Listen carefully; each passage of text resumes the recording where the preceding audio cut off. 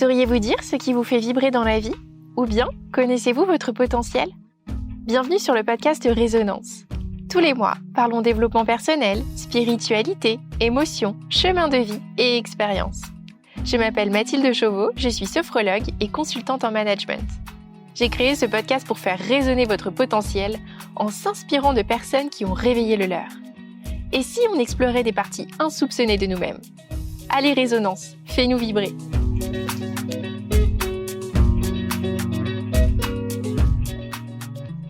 Bonjour Stéphanie. Salut Mathilde. Alors Stéphanie, tu es comédienne, improvisatrice et entrepreneuse et tu as extrait de ta pratique théâtrale des outils ludiques, fédérateurs et puis performants pour aider les personnes dans leur communication, aussi favoriser la créativité et développer la confiance. Et aujourd'hui, tu mets à profit ton expertise au service des entreprises et ton entreprise s'appelle Place 11. Avant cela, tu as travaillé 10 ans dans les médias, dans le conseil en communication et dans les RH. Et aujourd'hui, tu es cofondatrice de la compagnie d'improvisation parisienne L'équipe de nuit et tu joues régulièrement dans le spectacle Eclipse au théâtre du Gouvernail. Alors Stéphanie, quel a été ton déclic pour te lancer en tant qu'entrepreneuse ? Alors en fait, moi je pense que j'ai toujours eu envie d'entreprendre. Je pense que j'avais ça en moi depuis très longtemps. J'ai toujours aimé créer des projets, faire des choses, entreprendre à différents niveaux. Et je pense que j'avais été aussi, j'ai été influencée par mon papa aussi qui était lui-même entrepreneur. Donc c'est sûr que il y a quelque chose de l'ordre des gènes là-dedans, je pense. Donc cette envie-là, elle était présente. Après, elle n'était pas forcément consciente. Et donc le déclic, il s'est fait en plusieurs étapes, je dirais. En fait, ça a été pour moi un processus où j'ai senti à un moment donné que j'avais envie d'entreprendre. Je me souviens bien, c'était en 2015, à l'issue justement de mon parcours en agence. J'avais cette envie, ce besoin d'indépendance. Et donc j'ai essayé de me lancer, mais je me suis très vite freinée parce que je me suis rendu compte que j'avais pas encore suffisamment développé peut-être de compétences et aussi je me sentais pas encore suffisamment mature à la fois sur le plan pro mais aussi sur le plan personnel. Je sentais que j'avais besoin de gagner en confiance. Donc je me suis pas lancée tout de suite, j'ai continué mon parcours professionnel, j'ai changé de boîte d'ailleurs à ce moment-là, je suis passée de l'agence chez l'annonceur et en fait c'est marrant parce que presque inconsciemment, c'est comme si ce parcours que je poursuivais en entreprise allait me mener progressivement vers cette prochaine étape de l'entrepreneuriat. Parce qu'en fait, maintenant je m'en rends compte a posteriori, j'ai engrangé des compétences et des connaissances qui aujourd'hui sont des outils hyper précieux dans ma vie d'entrepreneur. Donc c'est marrant parce que les choses sont mises finalement en place progressivement. Et alors le vrai déclic, il est arrivé en fait 3 ans plus tard, à l'été 2018, où donc j'étais en entreprise à ce moment-là, mais je sentais que là il y avait un truc qui poussait vraiment en moi, et il y avait donc ce besoin d'indépendance, cette envie qui a refait vraiment surface.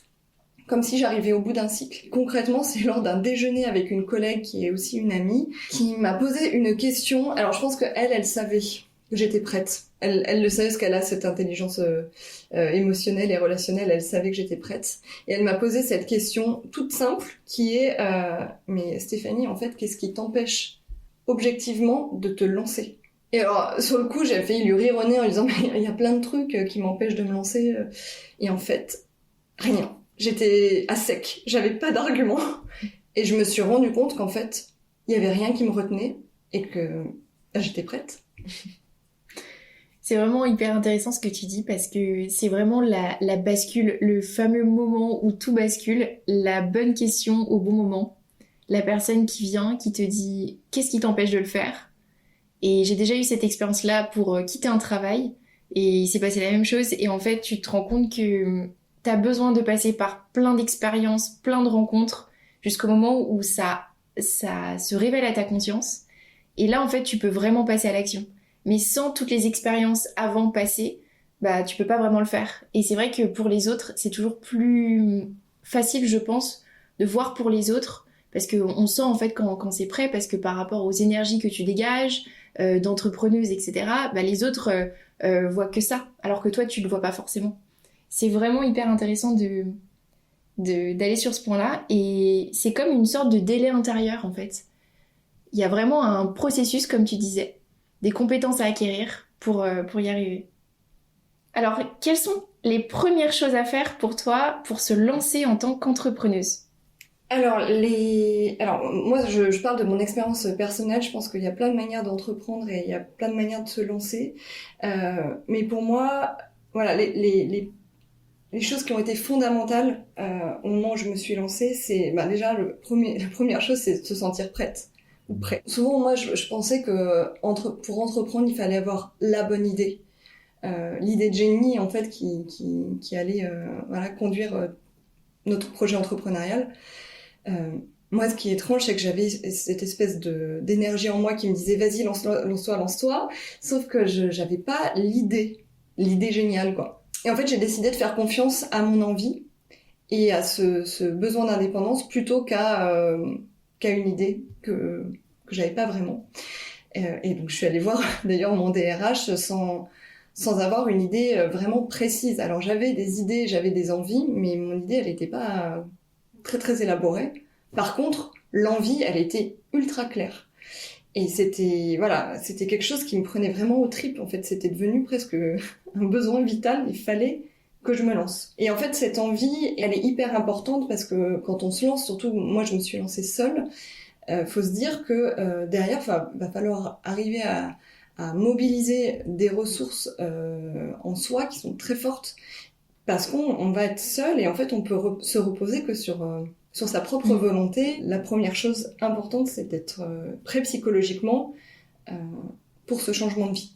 Et donc moi, j'avais vraiment ce truc-là je pense, dans les tripes, quoi. Je le dis comme ça parce que c'était presque viscéral, quoi. Donc ça, c'est une première chose. Une deuxième chose, c'est ce qui m'a beaucoup aidée, moi, quand j'ai décidé de me lancer, c'est d'aller rencontrer des personnes qui elles-mêmes ont entrepris. Alors, qu'elles aient entrepris il y a 30 ans et qu'aujourd'hui elles soient à la tête d'une entreprise, qu'elles aient entrepris il y a 1 an et demi, que ce soit des personnes freelance qui n'ont pas forcément créé d'entreprise mais qui sont à leur compte, ou encore des personnes qui sont en entreprise mais qui ont cet esprit plutôt intrapreneurial.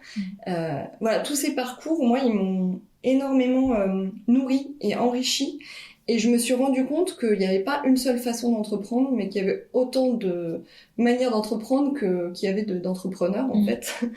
Et que chacun avait son propre style et ses propres façons de fonctionner. Donc, qu'il n'y avait pas de recette, entre guillemets. Mais par contre, il y avait plein de choses à apprendre de ces gens-là. Et il y avait quand même quelques dénominateurs communs dans leurs expériences, et notamment cette énergie et cette envie dont je parlais à l'instant, qui était présente chez l'ensemble de ces personnes.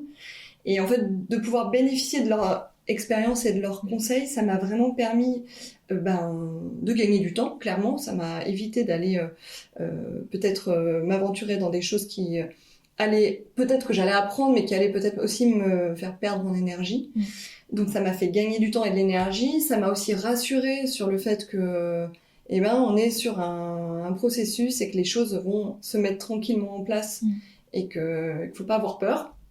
Donc ça m'a permis de visualiser en fait un peu le parcours que j'allais mener. Et puis aussi, forcément d'éviter certains pièges qu'on peut rencontrer quand on se lance. Donc ça m'a beaucoup aidée.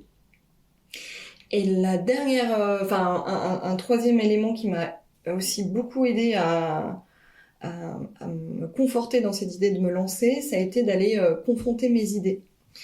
Et en fait, j'avais un vrai blocage au début quand je me suis lancée, déjà parce que j'avais pas l'idée géniale, donc du coup, j'osais pas trop parler du fait que je me lançais, ou en tout cas, je m'étendais pas trop sur le sujet parce que j'avais peur qu'on me démonte mon projet en 2 secondes et que je me rende compte que j'avais fait peut-être le mauvais choix. Donc j'osais pas en parler. Et la deuxième chose, c'est que j'avais quelques idées et j'avais peur qu'on me les prenne en fait. Donc je me disais, plus tu vas en parler, quelqu'un de peut-être plus brillant que toi va s'en saisir et puis va te déposséder de ton idée. Et c'est justement grâce aux rencontres que j'ai pu faire, et notamment la rencontre avec un ami entrepreneur, Mathieu, qui m'a dit un jour, mais en fait, c'est pas l'idée le plus important, c'est la manière dont tu vas la réaliser. Et que, en fait, personne ne la réalisera comme toi. Donc ça t'appartient. Et c'est c'est ton ADN en fait. Donc n'aie pas peur de la confronter. Et en fait, ce conseil, il a été hyper précieux parce qu'il m'a permis à la fois d'arrêter d'avoir peur, de confronter mes idées et surtout de comprendre que le partage était extrêmement bénéfique pour me faire progresser mon projet et venir l'enrichir. Donc ça a été très précieux. Et on s'en rend pas forcément compte au début parce que on est porté par cette envie et par cette idée. D'autres personnes vont peut-être avoir l'idée géniale et vont être portées par cette idée géniale. Mais ce qui est sûr, c'est que les choses, elles se passeront jamais exactement de la manière dont on le souhaiterait, en fait. La manière dont on l'aurait prévu. On va en fait rencontrer sur notre chemin beaucoup de choses inattendues, d'obstacles, de difficultés évidemment, mais aussi on va avoir aussi de jolies surprises sur le chemin, de belles rencontres et qu'on n'avait pas prévues. Et autant de choses en fait auxquelles c'est important de rester ouvert. Donc rester ouvert à l'imprévu, c'est aussi donner de la force à son projet parce que moi je pense que là a posteriori quand je pense aux rencontres que j'ai faites ou aux événements qui se sont passés dans la création de Place Eleven, et ben il y a un grand nombre de choses que j'avais pas prévues et qui ont été extrêmement bénéfiques. Donc c'est hyper important de garder l'esprit ouvert, alors de garder son cap évidemment, mais de garder l'esprit ouvert à d'autres idées, à d'autres chemins.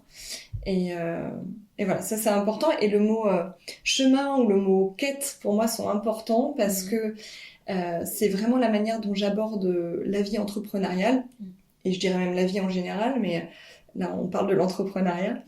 Pour moi c'est comme un voyage. Et là, je voudrais faire référence à un ouvrage qui a été assez important aussi pour moi. C'est en fait un concept, ça s'appelle Le Voyage du héros. C'est un concept qui a été décrit par Joseph Campbell dans le livre Le héros aux mille et un visages et qui a été repris par Christopher Vogler dans le guide du scénariste. Donc là, c'est appliqué en fait aux histoires, aux films et au cinéma. Et alors en fait, ce voyage du héros, ça décrit le parcours initiatique d'un héros, qui va passer par plusieurs étapes pour finalement accéder à l'objet de sa quête. Et donc il y a 12, je vous la fais pas, je vous incite à aller lire le livre qui est passionnant. Et ce voyage initiatique, en fait, c'est un peu aussi ce voyage du héros, c'est un peu le voyage de l'entrepreneur qui va passer par un certain nombre d'étapes qui vont le faire progresser et évoluer jusqu'à atteindre son but. Et donc ça c'est intéressant de le voir comme ça parce que ça permet de se rassurer aussi sur les étapes. C'est précieux ce que tu dis et ce que tu donnes comme référence parce que je pense que c'est pas toujours facile d'avoir des références et surtout en fait de se connecter à cette énergie qui peut en fait nous faire partir certaines peurs aussi. Et je me dis aussi, le fait d'avoir un livre, par exemple, ça peut aussi nous aider à visualiser un chemin qui nous correspond, ce à quoi on aspire aussi. En parlant de la visualisation, que c'est vraiment un outil clé, je pense, dans la réussite d'un objectif, de monter une boîte ou autre projet. Parce que si on prend l'exemple du sportif de haut niveau, il a aussi besoin de visualiser sa performance, en fait, pour l'atteindre, et d'arriver vraiment là où il le souhaite. Et parfois aussi de se faire accompagner, de se faire coacher. Je pense que c'est aussi une clé de soutien pour monter sa boîte et pour aussi développer cette préparation mentale. Ce que tu disais aussi sur le fait de ne pas vouloir partager ses idées, je l'observe dans plein de milieux, même en entreprise où pourtant les gens sont salariés, parfois ne veulent pas forcément partager leurs idées. Et je me dis du coup pour un entrepreneur, c'est vrai qu'il a ses propres outils, il a ses propres relations professionnelles, personnelles. Toi, tu as tes propres relations que les autres n'ont pas, en fait. T'as aussi, du coup, tout ton potentiel, toi, à exploiter. Donc, du coup, il n'y a pas de... Ça rend vraiment ton entreprise unique, ton énergie unique, et il n'y a vraiment pas à se comparer. Et c'est vrai que, du coup, il faut se défaire de la comparaison. C'est aussi toute l'intention que tu vas mettre dedans, ta valeur, ton énergie, ta créativité, et aussi toute ta dimension humaine et spirituelle à la fois. Ce que tu dis sur la visualisation, en fait, par rapport à la grille de lecture du voyage du héros, par exemple, mais ça peut être sur plein d'autres sujets. C'est vrai que j'avais pas fait le parallèle avec les sportifs qui pratiquent ça dans le cadre de leur performance. Et en fait, ça aide énormément. Et ça, c'est un outil en fait, on peut tous assez facilement développer, en fait. Et Et en fait, je l'utilisais sans savoir que c'était un outil, donc c'est super. Ouais, on le fait aussi en sophrologie. Après, il y a plein d'autres méthodes pour faire ça. Et c'est vrai que même en 15 minutes, en fait, tu fais ta pratique et en fait, tu retrouves ton énergie, ta motivation grâce à ça, quoi. Donc, C'est génial. c'est vraiment fort. Même pour une histoire de motivation, parfois, j'imagine il y a des moments de baisse et on va en parler juste après de la motivation. Mais c'est vrai qu'il y a des petites clés comme ça à avoir et c'est hyper aidant.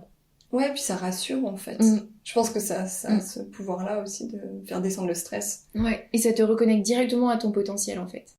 Alors, en quoi ton parcours théâtral t'a aidé à te lancer? L'improvisation théâtrale, c'est d'ailleurs le cœur de Place Eleven. Ça a été pour moi un des moteurs, si je puis dire. Alors, l'envie, la motivation, c'est le carburant. Et puis, l'improvisation théâtrale, pour moi, c'était un moteur, si je puis me permettre cette métaphore.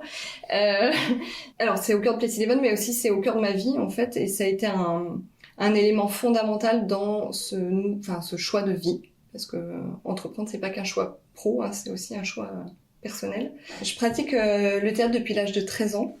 Et c'était un peu un hasard que je vienne au théâtre. En fait, petite, j'étais de nature très timide et discrète, tellement discrète qu'on on me remarquait à peine.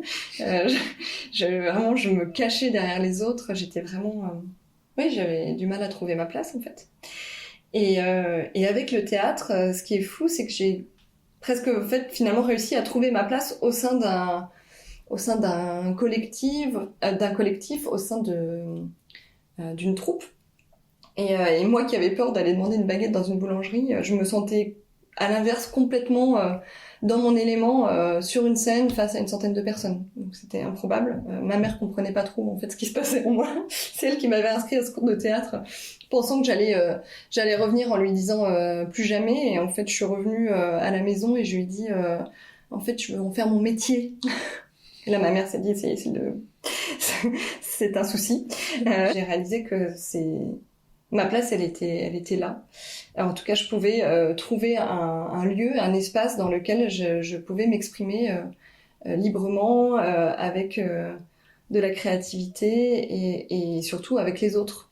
Donc, c'était aussi un lieu de sociabilisation. C'est intéressant parce que le théâtre permet ça en fait. Il y a vraiment tout le cadre aussi qui est posé. Et du coup, les gens sont à la même posture. Oui, oui, c'est... En fait, moi, je pense que j'avais besoin de ce cadre. Mm. J'avais besoin d'un cadre, comme tu dis, bienveillant, rassurant, Mm. avec finalement des règles qui étaient connues par tous et respectées par tous, et qui du coup nous permettaient de nous exprimer à égalité en fait. Et dans le respect aussi des différences de chacun et de l'authenticité de chacun. Et moi, ça a été un accélérateur en fait pour développer ma confiance en moi, clairement. Et alors l'improvisation théâtrale, elle est arrivée beaucoup plus tard parce que j'ai commencé l'impro vers je sais pas 26-27 ans. Je pense, enfin pour moi, l'improvisation, ça avait toujours été quelque chose qui me faisait peur, même en faisant du théâtre pour le coup, parce que c'était à l'inverse du théâtre, c'était voilà monter sur une scène sans rien quoi, sans texte, sans mise en scène, sans costume, enfin fait tout nu. Ouais, c'est ça. Donc j'avais très peur de ça. Et puis avec ses propres idées, ses propres capacités à créer, c'était très effrayant pour moi. Et en fait je suis tombée par hasard dans un cours d'impro alors que je cherchais à la base un cours de théâtre. Et ça a été une révélation. En fait, en à peine 10 minutes, j'étais à fond. J'étais dans une énergie collective. En fait, le groupe m'a intégrée tout de suite et j'ai tout de suite trouvé cet espace de liberté. Alors, certes, le fait d'avoir fait du théâtre avant et d'avoir l'expérience de la scène et du collectif, ben, forcément, ça m'a aidée. Mais tout ce qui me faisait peur au niveau de la créativité et de produire un texte, parce que quand on fait de l'impro, on est auteur, metteur en scène et comédien, pardon, en même temps, ben, en fait, finalement, ça n'a pas été si difficile. Parce qu'il y avait un cadre bienveillant. Et donc j'ai découvert un espace de liberté encore plus grand, différent du théâtre, mais voilà, très très libérateur. Donc aujourd'hui, j'imagine que ça t'aide énormément dans tes rencontres que tu peux faire Ah avec, oui. pour ton entreprise en fait. En fait, je pense comme beaucoup d'improvisateurs, Mm. on a tous eu ce truc incroyable de se dire waouh, en fait, il y a tellement ça m'aide tellement Mm. l'improvisation Ouais. dans ma vie de tous les jours, Mm. mine de rien, et que ce soit sur le plan pro ou le plan perso. Mm. Et comme beaucoup d'improvisateurs, je tire de cette discipline énormément de valeurs et de principes de vie que j'applique dans ma vie. Donc c'est savoir se faire confiance, savoir accepter l'autre Mm. et accepter ce que l'autre nous propose, soutenir son partenaire, ce qui implique qu'on est soutenu en retour. Donc ça c'est quand même génial. Ne plus avoir peur de l'échec ou de voir l'échec comme une manière de progresser. Apprendre à lâcher prise, vivre dans l'instant présent, ce qui du coup fait qu'on arrête de trop anticiper ou qu'on arrête aussi de penser à la place de l'autre, donc on laisse une place plus grande à l'autre et à ce qu'il peut nous apporter. Enfin, je pourrais continuer encore comme ça. Voilà, il y a tellement de choses fondamentales dans l'impro qu'on développe et qu'on vit, parce qu'on le vit certes à travers des personnages, mais on le vit aussi à travers des moments de scène hyper forts où on se met en risque face à un public, seul ou à plusieurs sur scène. Donc ça implique beaucoup de choses. Et donc ça m'a vraiment donné les ailes, je pense, pour me lancer.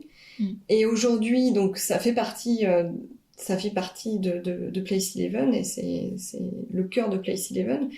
Et c'est un outil ultra puissant. Enfin, moi, j'encourage vraiment ceux qui nous écoutent à tester l'improvisation théâtrale, que ce soit d'un point de vue artistique, là, c'est une discipline à part entière. Et d'un point de vue pédagogique et développement personnel, c'est vraiment un outil qui permet de se révéler. Ouais, vraiment. Je pense que ça se sent même au niveau de la fluidité que tu dois avoir avec tes clients, l'authenticité, etc.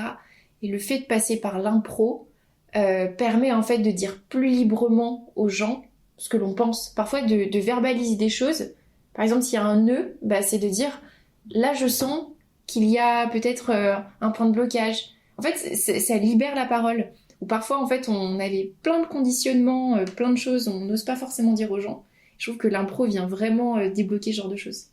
Oui, alors ça aide énormément à la fois. Alors moi j'en ai fait en plus mon expertise, donc je vais aider des équipes, des indépendants ou des individus qui ont besoin de se développer sur le plan personnel. Mais moi-même j'applique, j'incarne aussi ce que je propose, et donc je me rends compte à quel point en fait ces outils de l'impro vont m'aider dans ma relation avec mon client, dans la gestion de l'imprévu, parce que forcément là on a traversé quand même et on traverse encore une crise compliquée. Moi ça m'a énormément aidé à me dire ok, donc j'arrête d'anticiper sur 2 ans, là je vais me concentrer sur le moment présent. Qu'est-ce qu'ont besoin mes clients là aujourd'hui, là tout de suite maintenant. Comment j'y réponds et comment je vais développer des options créatives pour eux. Et pour moi aussi, pour développer mon business différemment, parce que je dois m'adapter à la situation. Donc voilà, c'est cette agilité qu'on développe en improvisation théâtrale. Évidemment que moi, aujourd'hui, je la mets pleinement au service de mon entreprise et de mes clients. Qu'est-ce que cela t'a appris et t'apprend encore aujourd'hui ? Donc cette expérience déjà de 2 ans là, elle m'a déjà énormément appris sur moi, sur ma capacité à créer, ma capacité à rebondir, à développer du lien avec des partenaires, avec des clients, avec des gens qui vont venir nourrir mon projet. Et je vois à quel point le fait de se battre pour son entreprise en fait nous pousse à nous dépasser. Et aujourd'hui, moi, je fais des choses que j'aurais jamais pensé pouvoir faire avant. Donc ça, c'est super chouette. Et c'est super chouette de se retourner à des moments sur son parcours et de se dire ouais, je suis fière de moi, j'ai réussi à accomplir ça. Et j'ai du coup compris aussi que la réussite, elle reposait pas uniquement sur, comme je disais au début, l'idée géniale ou un super business model. Alors ça, c'est essentiel d'en avoir un, donc il faut quand même en avoir un. Mais en tout cas, la réussite, elle repose pas que là-dessus. Elle repose, je trouve, en tout cas à mon sens, beaucoup sur la capacité à se faire confiance et à rester positive, quoi qu'il arrive en fait. Les éléments importants qui m'ont poussée à me lancer, c'était aussi de continuer à apprendre. Et alors là, on est servi. Quand on entreprend, on apprend chaque jour qui se fait, on apprend, on développe de nouvelles choses. Donc ce que j'entends, c'est que ça te demande en permanence de la persévérance. Oui. D'ailleurs, ça me fait penser à une citation de Steve Jobs qui dit « Je suis convaincu que la moitié qui sépare les entrepreneurs qui réussissent de ceux qui échouent est la persévérance. » Et c'est important de se dire comment je me prépare à cette persévérance. Le jour où j'ai un coup de mou, comment je fais ? Quelles sont mes clés aussi à portée de main pour entretenir cette persévérance dans les moments difficiles ? À quel moment je dois persévérer sur un point précis et en même temps à quel moment je dois lâcher prise sur un autre. Et je pense que c'est pas toujours évident de trouver cet équilibre entre les deux. Et parfois même, j'imagine qu'il y a des peurs aussi qui peuvent ressurgir, le temps, l'argent, les livrables pour les clients. Et je pense que d'ailleurs, que le jour où je monte ma boîte, je pense que j'aurai besoin de deux approches en simultané. Et c'est ce que tu dis, hein, c'est d'avoir des clés de lecture sur ce qui se joue à l'intérieur de moi, donc peut-être d'avoir un accompagnement, continuer ce travail sur soi, et aussi d'avoir des clés de lecture sur ce qui se joue à l'extérieur de moi, ce que j'attire, mes clients, mes rencontres, peut-être les opportunités. Ouais, tout à fait. Et bon, j'espère être aussi persévérante que Steve Jobs. Ouais, je suis complètement d'accord sur cette double vision interne-externe. Ouais. Complètement. Alors, quelles problématiques as-tu rencontrées sur ce chemin et quelles ont été tes stratégies pour les résoudre ? Alors moi, j'ai fait le choix de créer ma boîte seule. Et en fait, ça a vraiment constitué un défi pour moi car j'ai toujours travaillé en équipe. J'ai toujours évolué dans des collectifs, en troupe de théâtre aussi. Donc, et j'adore ça. En fait, j'adore le travail collectif. Donc ça n'a pas été simple au départ pour moi de me dire je suis seule à la barre. Et en même temps, je pense que cette solitude était nécessaire pour que je puisse en fait dessiner ma vision, ma propre vision, ce que j'avais vraiment envie de faire et de me donner un cap sans me laisser influencer par qui que ce soit en fait, parce que finalement cette énergie que j'ai ressentie quand je me suis lancée, elle venait de moi et donc cette vision, il fallait que je me l'approprie vraiment. Donc c'était important, c'était difficile parce que du coup on est seul avec soi-même au départ. Hein. Et puis à un moment on sent que c'est bon, on sent que voilà, on sait où on veut aller, même si tout n'est pas complètement défini concrètement. Mais une fois que voilà, on sait où on veut aller, là c'est important de rouvrir la porte aux autres parce que sinon on peut aussi tourner en rond et se décourager. Donc ça c'est aussi important de sentir le moment où c'est bon. J'ai suffisamment réfléchi. Maintenant j'ai besoin justement des facteurs externes pour construire la suite. Et alors naturellement j'ai très vite recréé du lien et reconstitué autour de moi finalement une sorte d'équipe, hein, un collectif de talents. Et c'est ce que je propose aujourd'hui avec Place11, c'est que je fais intervenir un certain nombre d'acteurs autour de moi, acteurs au sens propre comme au sens figuré, donc des comédiens, mais aussi des consultants, des créatifs et des personnes qui vont venir enrichir les projets de mes clients, en apportant toujours quelque chose d'innovant et d'authentique. Je trouve ça intéressant justement parce que tu as trouvé le moyen d'être entrepreneuse et en même temps d'être toujours dans la collaboration avec les autres. Donc en fait, t'es à la fois seule, mais en même temps pas du tout seule. Enfin, t'es tout le temps accompagnée aussi autour de toi. Donc en fait, tu vas aussi trouver tes sources d'énergie ailleurs. Oui, complètement. Alors moi, si je suis seule, je suis malheureuse. Hein. et puis, parce que je le disais aussi au début, on est plus fort à plusieurs, on est plus riche à plusieurs, on va plus loin à plusieurs. Donc, cette force du collectif, moi, elle est vraiment ultra présente dans tout ce que j'entreprends.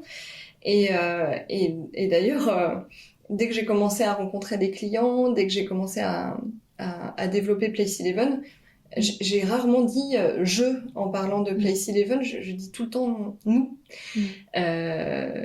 Donc même si je suis encore seule concrètement à la tête de mon entreprise, tu parlais de collaboration, moi mon modèle il repose sur le collaboratif. Et en fait c'est ce qui me plaît aussi pour mes clients, c'est d'aller chercher les talents qui correspondent aux besoins, de monter des équipes projets dédiées et personnalisées presque aux besoins de mon client, et aussi de manager cette relation entre un artiste qui a son univers et un client qui a ses enjeux. Et c'est super de se retrouver, d'être ce trait d'union en fait. Ouais, c'est ce que j'aime. C'est beau. Petit cœur. Alors, l'autre difficulté que j'ai rencontrée, c'est celle que rencontrent tous les entrepreneurs, c'est de porter plusieurs casquettes en même temps, parce que quand on monte sa boîte, on doit occuper tous les postes d'une entreprise. Donc, on est chef de projet, responsable commercial, directrice de la com, directrice clientèle, recruteuse. Enfin voilà, on va avoir toutes ces casquettes-là à porter, et tous ces métiers-là, on les connaît pas forcément. Alors il y en a certains qu'on connaît bien. Moi, j'ai travaillé 10 ans dans la communication, donc je suis assez à l'aise sur cette partie-là. Mais sur d'autres aspects, on sort de notre zone de confort clairement. Donc on va être obligé de se former en même temps qu'on avance, et on n'a pas le choix. Donc en même temps, il y a rien de tel que la pratique. C'est comme quand on apprend une langue et qu'on est dans le pays, si on doit se déplacer ou manger, on va forcément développer plus rapidement l'acquisition d'une langue, parce que ça devient vital en fait. Donc c'est un peu le même principe. Donc et des fois on sait plus où on est, et c'est important du coup de savoir à quel moment on met quelle casquette. Parce que quand on s'adresse à son client, il faut aussi être clair. Lui, il a besoin de savoir qui il a en face de lui. Et donc voilà, c'est juste d'arriver à comprendre. Et puis, moi, j'ai aussi délégué certaines parties de mon activité, notamment la comptabilité. Voilà, ça, c'est quelque chose que je supervise, mais que j'ai délégué dans l'opérationnel pour me libérer aussi de l'énergie et du temps sur des choses qui me semblent plus essentielles pour moi. Et tu voulais me parler aussi du regard des autres? Oui, alors, parce que ça, c'est quelque chose, quand on se lance, en tout cas, moi, ça faisait partie de mes freins limitants. Enfin, freins limitants, c'est un peu croyance. Voilà, ça faisait partie de mes croyances limitantes avant de me lancer, c'était de me dire qu'est-ce que vont penser les autres. Et d'ailleurs, dès que vous actez votre décision, vous avez inévitablement, vous suscitez des réactions chez les autres qui sont normales. Donc vous allez avoir des gens qui vont vous dire, qui vont vous questionner, mais est-ce que t'es sûre, est-ce que t'as bien réfléchi, est-ce que t'es prête, voilà. D'autres qui vont vous donner leur avis en disant moi à ta place je ferais ça, ou d'autres qui vont encourager, qui vont vous encourager et qui vont vous dire voilà, réfléchis pas, fonce. Donc tous ces conseils-là, ces retours, alors il faut faire le tri parce que il y a des conseils qui vont être importants et sur lesquels il faut porter une attention et une écoute, et que ça va vous encourager, ça va vous aider à avancer. Et il y en a d'autres qui vont vous fragiliser, qui peuvent vous influencer, pas forcément dans la bonne direction. Et il y a certains conseils qui vont pas forcément être aidants sur le moment, ou qui vont vous influencer de manière pas forcément positive. Donc arriver aussi à prendre de la distance par rapport à ça. C'est-à-dire que il y a aussi des gens qui vont projeter sur vous un certain nombre de choses qui sont de l'ordre de leurs propres doutes ou leurs propres envies ou leurs propres échecs. Donc en fait, ça n'a rien à voir avec vous. C'est ça. Donc ça, c'est important de se le dire. Sur le coup, moi,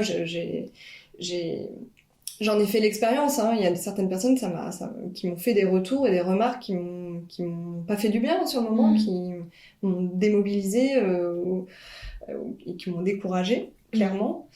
Mais a posteriori, je me rends compte que ces moments et ces personnes qui m'ont déstabilisée, finalement, ont joué leur rôle dans mon cheminement, ils ont joué ce rôle de testeur. Alors, dans Le Voyage du héros, on parle de, si vous allez jeter un œil dans ce superbe bouquin, il parle du gardien du seuil.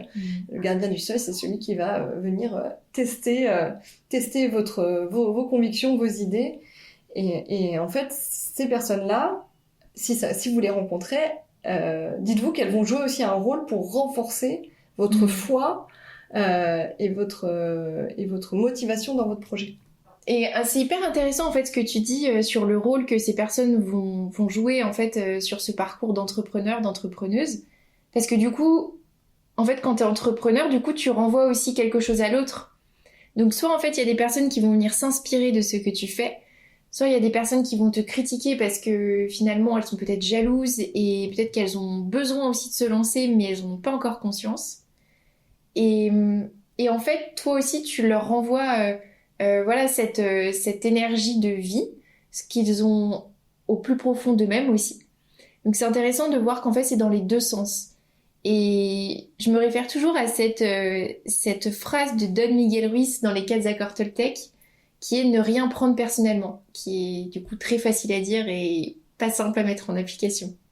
Non, c'est sûr, il y a cet effet miroir, en fait, je pense aussi dans ce que tu dis. À un moment donné, en fait, on renvoie un miroir à l'autre qui va forcément le faire réagir parce que... Et il y a aussi, moi, je crois aussi beaucoup en approche systémique, en fait. C'est que quand il y a un élément du système qui change, bah ça amène à modifier l'ensemble du système. Tout à fait. Et moi, je l'ai vu rien que même sur le plan familial. Le fait que moi, j'ai décidé de me lancer, bah, du coup, ça a suscité des réactions. Et ça a un petit peu... alors, je sais pas si c'est que moi, parce que voilà, il y a mes frères et sœurs aussi qui ont bougé dans leur vie. Mais ça a créé une dynamique. Et j'ai ma sœur, notamment, qui s'est lancée 1 an après moi. Et que d'ailleurs j'ai aidé dans ce lancement. Et je pense que le fait que moi j'ai aussi partagé à l'époque ce que je vivais en tant que nouvelle entrepreneuse, bah ça a aidé ma sœur à avoir aussi le déclic chez elle. Un des déclics, parce que je pense qu'elle avait aussi d'autres choses qui l'ont poussée. Alors d'après toi, à quoi voit-on qu'une personne a une âme d'entrepreneur ou d'entrepreneuse? Pour moi, ce qui est important en tant qu'entrepreneur, c'est d'avoir la vision. D'avoir une vision, de savoir pourquoi on fait les choses, ce qui nous guide et ce qu'on souhaite accomplir en fait. Et puis évidemment la capacité à rebondir et à oser. Et du coup, oser, ça veut dire aussi accepter l'échec. C'est là où on fait tout le lien avec le théâtre d'impro, hein, comme à chaque fois. On retombe sur nos pattes. Hein. Alors, comment fais-tu pour mobiliser chaque jour ta motivation? Bonne question. J'avoue que je me la pose pas vraiment comme ça. C'est vrai que on m'a souvent demandé mais comment t'arrives genre le matin à te lever et à te donner un rythme. J'ai beaucoup d'amis qui m'avaient posé cette question parce que forcément on sort du cadre de l'entreprise qu'on connaît où voilà on a des injonctions extérieures et un cadre qui nous permet de nous organiser. Moi je me lève le matin et je sais ce que j'ai à faire. En fait j'aime ce que je fais. Donc je suis naturellement dans l'action. Voilà, quand j'ai pas un projet, ben je vais travailler sur des éléments de com, je vais aller rencontrer des gens. Voilà, en fait, il y a toujours des choses qui vont m'occuper et il y a toujours cette envie en fait elle maintenant ça y est, elle est là. Hein, donc c'est ça qui fait que je suis naturellement motivée. Et alors ça veut pas dire que j'ai pas des coups de mou et ça c'est important de le dire aussi. Parce que la vie d'entrepreneur c'est vraiment ça peut être beaucoup en dents de scie au niveau émotionnel. Et alors dans ces moments-là où on est un peu dans le creux, en tout cas moi ce que j'essaie de faire c'est d'écouter ce dont mon corps et mon esprit ont besoin à ce moment-là et pour pouvoir me remobiliser. Donc ça va être soit simplement me reposer, faire une sieste, j'ai besoin de dormir, voir des gens qui vont me ramener de l'énergie et des idées, faire du sport, écrire, enfin voilà, ça peut passer par plein de biais différents.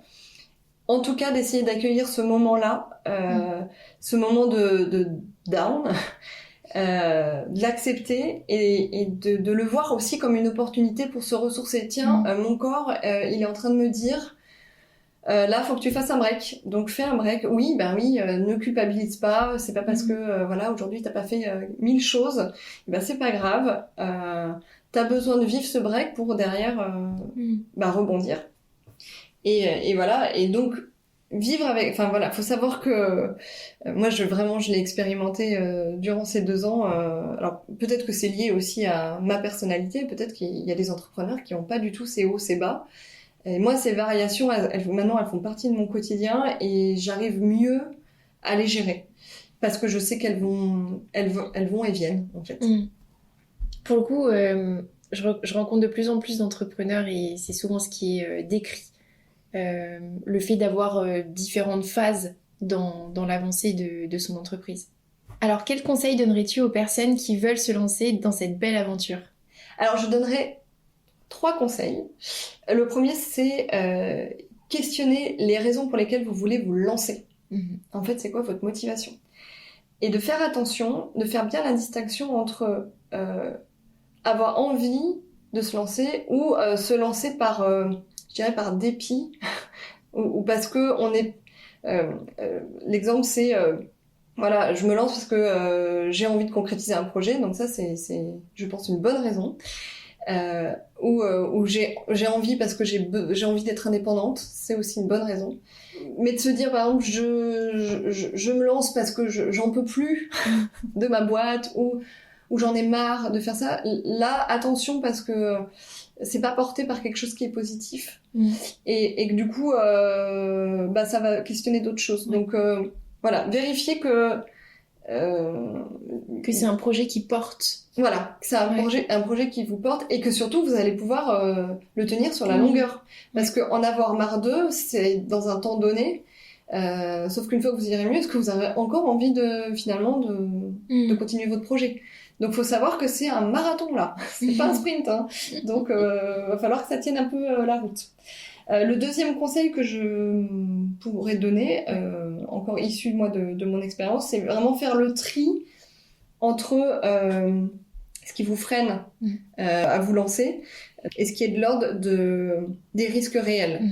Dans les freins, ça peut être le regard des autres, ça peut être est-ce que je vais y réussir, donc la confiance en soi, etc.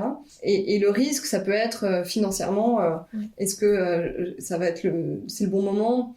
Moi, j'ai pas d'enfant, par exemple, ça peut être un frein à se lancer. Alors, pas forcément, hein, je donne cet exemple, c'est peut-être le mauvais exemple, mais les risques réels et j'ai envie de dire objectifs. Qu'est-ce que ça impacte ? Et donc, juste d'en prendre conscience et après trouver des solutions et se dire, ok, c'est le moment, mais il va falloir que je fasse attention à ça. Ou alors, c'est pas forcément le meilleur timing et je le reporte dans le temps. Et le troisième et dernier conseil que je peux donner, ça serait n'hésitez pas à vous faire accompagner, notamment sur les premières étapes.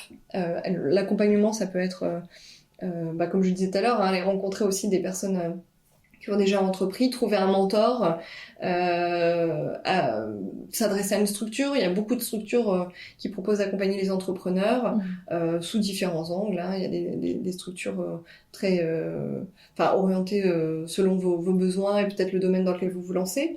Il y a des programmes aussi d'entrepreneuriat qui sont super, qui vont vous aider, il y en a aussi beaucoup qui sont gratuits. Donc ça, c'est un moyen, en plus de vous aider sur votre projet, de rencontrer d'autres personnes et peut-être derrière nouer des collaborations, etc. Donc en tout cas moi, j'ai suivi quelques programmes et quelques formations qui m'ont beaucoup aidée.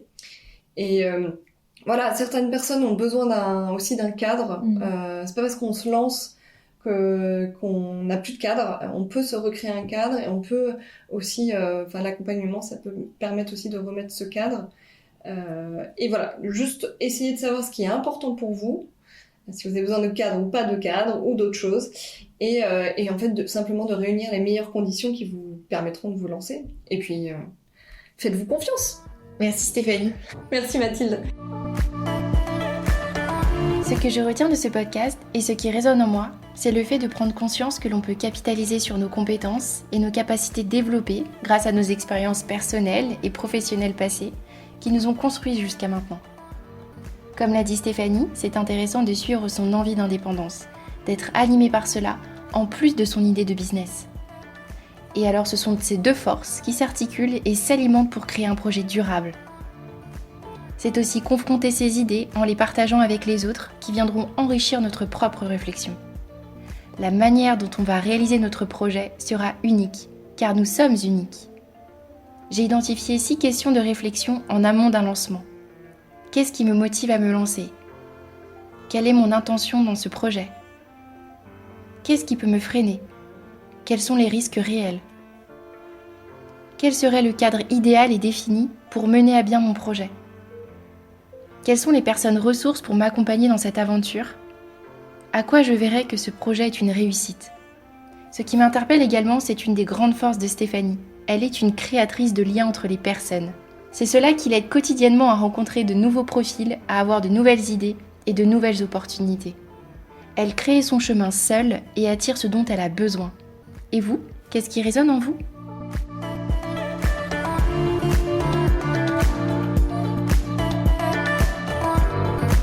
C'était le podcast Résonance. Vous pouvez vous empresser de suivre les autres podcasts sur toutes les plateformes d'écoute et nous suivre sur la page Instagram Podcast Résonance où seront annoncés les nouveaux thèmes. Si cela vous a plu, vous pouvez nous laisser des étoiles et des commentaires. Et surtout, n'hésitez pas à les propager autour de vous.